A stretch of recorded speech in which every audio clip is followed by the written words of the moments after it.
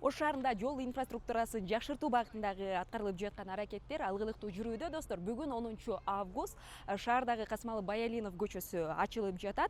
Бул көчө, эсиңиздерге салсак, 1 ай мурун курулушу башталган болчу. Эки четинде тротуар, жашыл зона жана 3 кыймыл тилкелүү болуп ачылууда.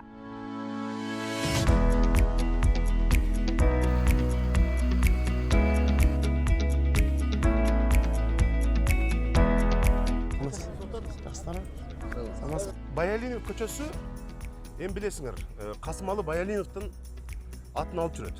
Атактуу жазуучу, Ысык көл районунан, билесиңер, жана Ажар повестин жазган, бүт канча тилге которулган Ажар повестин, анан ушул Касымалы Баялиновдун атын алып жүргөн көчө, могул жердеги акыбалды билесиңер, Болот Агайбекович. Өтө начар эле да. Бул жагында драмтеатр, бүт чыгармачыл инсандар келет. Бул жагында отелдер.